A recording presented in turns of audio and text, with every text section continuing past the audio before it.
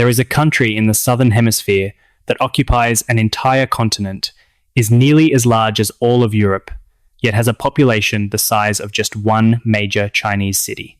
And remarkably, in that vast, arid, and sparsely populated country, they have managed to build a public transportation system that is both astonishing and full of contradictions. Not the best in the world, not the worst, but right in the middle, exactly in the way its geography has destined it to be. This is the story of Australia, of its massive coastal cities, of the trams that were killed off in the mid-20th century, and of a lesson that a nation took decades to finally learn. This story begins not at a train station, but with the map itself. Because if you understand Australia's map, you will understand why their transportation system could not be like anyone else's. But first, let's consider a paradox. If you ask an American why the United States doesn't have good public transportation, the common answer is the country is too large and the population too sparse. And you know what? Australia is even larger, even sparser, yet it has significantly better public transportation. The question is, why? The answer lies in geography, but not in the way you might think. If you look at a map of Australia, the first thing you'll realise is that most of the land is uninhabitable. The interior is a vast desert, almost completely desolate. There is no water, no trees, nothing but sand and red rock stretching for thousands of kilometres. This is not a land where one can build cities or railways. As a result, Australia's entire population, nearly 28 million people, is concentrated in a narrow coastal strip in the east and the southwest. Sydney, Melbourne, Brisbane, Perth, Adelaide, Canberra. Those 6 major cities contain up to 80% of the entire country's population. This is the key thing you need to understand. Australia's population is not evenly spread out. It clusters into enormous urban centres, separated by hundreds, even thousands of kilometres, with an empty desert in between. That's why the story of Australian transport is not about a national network, but about individual cities, each building its own system in its own way, and that creates some extremely interesting results. Before we dive into each city, let's ask a more fundamental question. In such a vast country, why does public transportation work at all? The short answer is, Australians don't spread out, they cluster together. And that clustering is a direct result of its geography. When 80% of the population lives in 6 major cities, and when each of those cities has a dense central business district, or CBD, public transportation naturally becomes viable. Because public transportation only works when many people need to go to the same place at the same time. And for Australians, that is exactly the case. This is completely different from the United States. After World War II, American cities experienced a phenomenon called white flight, where affluent residents moved to the suburbs, taking offices, workplaces, and shopping centres with them. As a result, jobs were no longer concentrated downtown, but became scattered everywhere. When jobs are dispersed, it becomes impossible to know where to run the train lines. Australia avoided this trap, not because they were smarter, but because their economy at the time wasn't large enough to finance the kind of urban sprawl seen in America. Being a little poorer can sometimes be a blessing in disguise. So, let's start with the largest city, Sydney. If you look at a map of Sydney, the city is located on Australia's east coast, built around a harbour so stunning it's called one of the most beautiful natural harbours in the world. But that beauty is also a geographical trap. Sydney Harbour divides the city into northern and southern halves, making the construction of transport infrastructure far more complex and expensive than in cities built on flat plains. Every railway line has to account for bridges, tunnels, and complex terrain. That's why Sydney's true subway network didn't arrive until 2019, becoming the first metro line in all of Australia. But here's the interesting part. For many decades prior, Sydney didn't need a metro in the traditional sense. They had a suburban rail network with 169 stations and nearly 920 kilometres of track that functioned like the metro system in other cities. Trains run from the distant suburbs into the city centre, passing through busy stations like Town Hall and Central, carrying hundreds of thousands of people each day. Every year, this system carries up to 270 million passengers. Not the figure of a sleepy city. This is a colossal transport machine at work every day, though it is not without its problems. And those problems became increasingly apparent as the city expanded. Key lines like the North Shore Line or the Western Line, which cross the Sydney Harbour Bridge, frequently reach capacity during peak hours. Can you imagine all of those trains having to funnel across a single bridge through a single tunnel? That very bottleneck was the real reason for building the metro. A metro isn't built because someone thinks of it. It's built because there's no other choice. The first metro line is 52 kilometers long, the third longest single automated line in the world, after Dubai and Malaysia. This is remarkable because it speaks to the scale of investment Sydney is making after its late start. During peak hours, trains run every 4 minutes, significantly easing the load on the older lines. And the work hasn't stopped. The rail line to the new airport in Western Sydney is under construction, promising to connect suburban areas that have been isolated for decades. But Sydney has an old wound, a wound that, to this day, has never quite been forgotten. In 1961, Sydney shut down its tram network. This was no small network. It was once the second largest tram network in the world. Let that number sink in. The second largest in the world. Behind only some cities in Europe and North America. Hundreds of kilometers of track, hundreds of trams carrying tens of millions of passengers each year. And then, within a post-war decade, it was all dismantled. The tracks were ripped up. The trams were sold off. The city filled in the tracks and paved them over. The official reason was to make way for cars. The real reason was far more complex, involving lobbying pressure from car and oil companies, a similar story that played out in dozens of cities around the world at the time. It wasn't until the early 21st century that Sydney rebuilt its tram network, with 58 stations and 50 kilometres of track across 4 lines, serving the city centre and inner city areas. This is the price of that wrong decision back in 1961. It took 40 years and billions of dollars to rebuild what once existed. Every tram that runs through central Sydney today is a quiet reminder that the city's geography was ready for it long ago. Only the people weren't. Now, let's move south along the coast to Melbourne. If Sydney is a city that grew organically, following its harbours and hillsides, then Melbourne is a city that was designed from scratch. In 1837, an architect named Robert Hoddle designed the street grid for Melbourne. He laid out very wide, straight main streets that intersected at right angles. Then, to facilitate commerce, smaller laneways were cut through the middle of the city blocks, allowing goods to be delivered from the rear of the buildings. This is why Melbourne has its famous laneway system, which has now become a tourist destination, densely packed with street art and cafes. But more importantly for our story today, those wide, straight, main streets were the perfect conditions for running trams. And Melbourne did exactly that.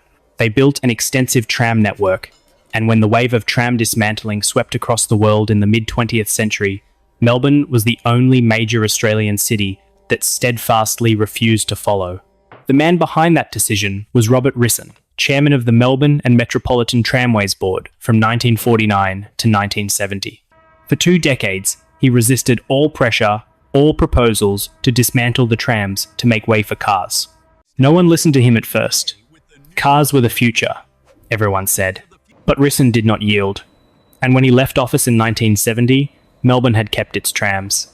By the end of the century, while other cities were spending billions to rebuild what they once had, Melbourne simply had to continue operating what it never tore down. Today, the Melbourne tram network is the largest operational one in the world.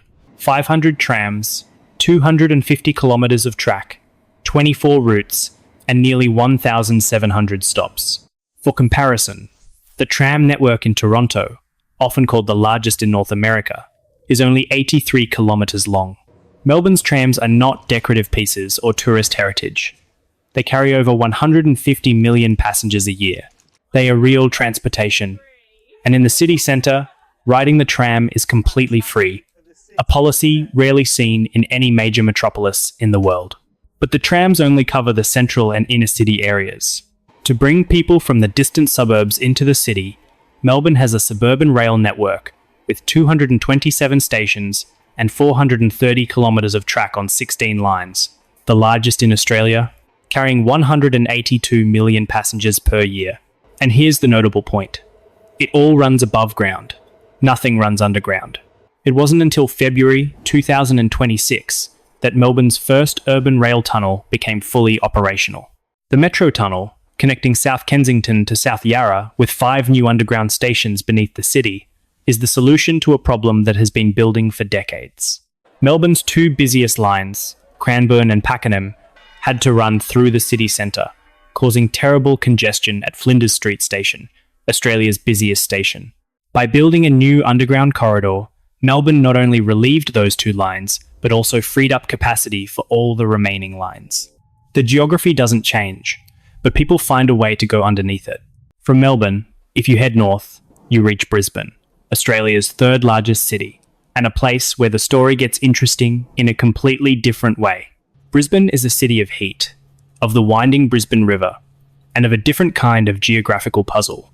This city sprawls horizontally at an alarming rate. Its population density is much lower than Sydney's or Melbourne's. The residential areas are elongated, dispersed, and not concentrated. This is a type of urban development that transport experts call sprawl, and it is a public transport nightmare. Because when people live everywhere, with no one near a train line or a tram stop, no network is dense enough to serve them all.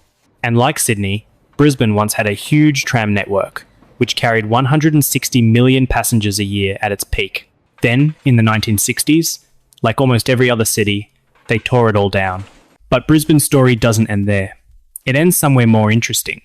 They replaced trams with buses and elevated buses to a level never seen before. The Brisbane Metro sounds like a subway, but it is actually a high-speed bus rapid transit system running entirely on dedicated lanes, completely separate from regular traffic. 50 articulated electric buses, each carrying 150 people, run on a 21-kilometre route with 18 stations along 2 lines. These are not ordinary buses. These are buses upgraded to nearly match a subway in terms of frequency and speed. But what's truly remarkable is the vast TransLink network underneath, with over 400 routes and 10,000 stops, covering the metropolitan area like a giant spider web. Brisbane chose buses as its backbone, not because buses are better than trains, but because, for its sprawling geography, buses are more flexible and less expensive to expand. This is an important lesson. There is no one-size-fits-all best solution. There are only solutions appropriate for the geography of each place. And Brisbane's fares are a testament to that. From 2024, following a trial period, all trips on the TransLink network will cost just 50 Australian cents each. This is an almost symbolic price, a clear message that the city considers public transport an essential service, not a source of revenue. Now let's move to the continent's west coast, to Perth. If you look at a map of Australia, Perth is in an extremely isolated position. It is the most remote major city in the world, in the absolute sense. The nearest major city, Adelaide, is over 2,000 kilometres away. And what's between Perth and Adelaide? Desert, sand, rock, nothing. This isolation creates a unique mentality. Perth has to fend for itself. It can't rely on other cities, can't share infrastructure, and can't benefit from economies of scale. As a result, they built their own system in a very interesting way. The Perth rail network consists of 8 lines with 86 stations and 244 kilometres of track. What's unique is that a large portion of the lines run along the median strips of freeways. It might sound strange, but it has its own logic. Freeways are often straight, creating ideal transport corridors, and by running trains in the median strip, noise is concentrated in a single corridor instead of spreading into residential areas. The downside, however, is that the stations are not located near people's homes, so they have to drive to the station. That's why buses play a special role here. With 42 out of 55 stations being bus-train interchanges, buses act as feeder services, drawing passengers from residential areas on either side of the freeway and transferring them to the trains. This model works so effectively that despite being only Australia's 4th largest city, Perth has the 3rd busiest suburban rail network in the country, with 62 million passenger trips per year. And Perth's fare system is the highlight of the entire story. Students travel for free from Monday to Friday. Everyone travels for free on Sundays. In the city centre, there is a free transit zone, where both buses and trains cost nothing. This is a level of subsidy that very few transport systems in the world achieve, and it proves that when a government wants people to stop using cars, they need to do more than just provide a service. They need to make that service so cheap, there is no reason not to use it. Finally, there is one thing Perth has not managed to do. Looking at the map, all the rail lines run out from the centre and radiate outwards, but no line connects them in a circle. If you want to travel from the northern suburbs to the southern suburbs without going through the centre, you have to go into the centre and then back out. This is an inherent flaw of a radial design, and solving it will be Perth's next major challenge. But the saddest part is not about Perth, Melbourne, Brisbane, or Sydney. It lies in a conclusion you draw after looking at the systems of all these cities as a whole. Let's look at the map of all of Australia one more time. Sydney has a huge train network, but started its metro too late. Melbourne has a great tram system, but will not have a subway tunnel until 2026. Brisbane replaced trams with buses because its geography was not suitable. Perth builds train lines on its freeways, but has no ring line.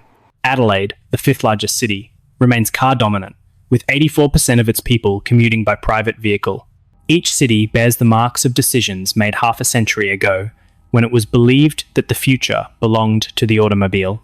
When railway lines were pulled up and tram networks dismantled, valuable land corridors disappeared forever under asphalt roads. To rebuild them, land must be repurchased, homes cleared, and billions of dollars spent on what was once free. This is the central paradox of today's story. Not a technical or economic paradox, but one of perception. People once thought that dismantling trams was progress, that the automobile was the future, that a vast country necessitated travel by car.